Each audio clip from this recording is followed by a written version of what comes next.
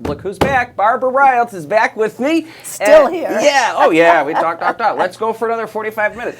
Retired journalist. He was a news director, investigative reporter, nearly 40 years at KPGR. So she's here. We're going to talk about news business now. I think that'd be fun. That'll be fun. Yeah. You were talking about neurons and stuff, and I was going to make a joke earlier. I said, yeah, we only use a little bit. I think mine were a little bit smaller when you hired me.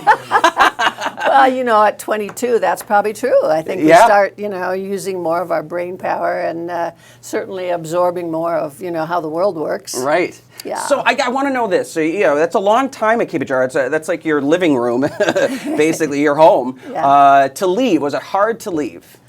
It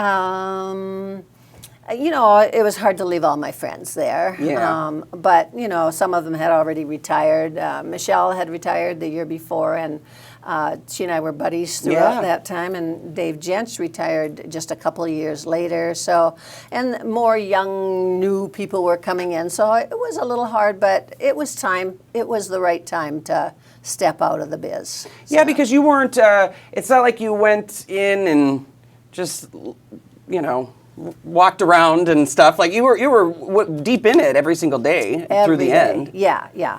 Well, especially when we were taken over by, they've been taken over once again since then. But just as I was appointed news director, we were taken over by a new company, and they changed everything. We changed we used to have, 10 people on in the floor and in directing the shows, and it went down to one director and one person, running the Chiron, the like supers and stuff. And sometimes just the one person doing it all, audio and everything in there. And then we changed our writing equipment, our writing machine that, we write in there in a certain style, and we changed that out, so we all had to learn that new, and everything was changed. So my 10 years as a news director was spent, kind of governing people through all the changes and making sure all the new people that came in, and hiring, of course. We hired on a 2-year contract at KPGR. I don't know if you guys do that. Yep, their contracts here too. Yeah. And they all, since we had we doubled our staff. Mm-hmm. And so I hired everybody at once. So they all left at once. Oh, right. Yeah, so you're like, oh, gosh, start over again. Yeah. Which is a little exhausting. It is. And it's not train like, them all. we were talking about this. We were talking about a lot. I think I stepped on your, that's your red all right. light a few times. That's all right. It's when I first started hiring people, and that was more than 10 years ago, because I used to help out with hiring before I was news director. And I, for every position, I used to have 20, 30 applicants. Yeah. Towards the end, we had 2, 3, maybe. And that's not just KPGR. That's happening everywhere. here. I mean, I'm on the morning show right now because we're looking for qualified candidates. Yeah. It seems like there's just a dearth of people that are interested in going into news anymore. Mm-hmm. Do you know why that is? Well, is it because they're growing up not watching TV and they don't think that it's doesn't have the cool factor or anything like that? And now there's social media and all these other platforms and stuff that's cooler. Is that maybe it? That's exactly right. I mean, a lot of people say, well, it's the money. But it isn't even the money. When you're driven to be in news, the money is not the critical part. It's the whole pizzazz of being a news person, being on the air, being, known in the community. And I'll tell you this, when I started, and I got to be, relatively well known in the community, I'd be asked to come and speak at UMD, as we all are regularly, and I'd go up there and everyone would know who I was in the beginning, the first 20 years. Maybe 30 years. Yeah, right, yeah. And then the last 20 years, because the last 10, 15, 20 years, I'd go to speak at the university and no one would know who I was. They're not watching the news. They're getting their news, if they're interested in news, they're getting it from other sources, hopefully trusted sources. But that's a whole nother diatribe. I wrote a op-ed for the newspaper, the DNT, about a year ago.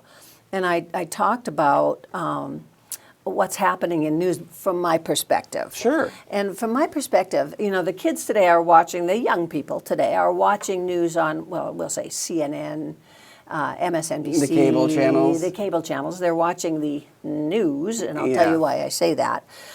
because what you're getting there is commentary. It is not news. You know, they'll say the news, they'll give you a correct assessment of what's happened, but then they go off on this whole commentary of how they feel about it. And of course, then people, oh, I don't feel that way. I'm not going to watch CNN anymore. I'm going to watch Fox, you know. And then Fox does the same thing from a different political perspective.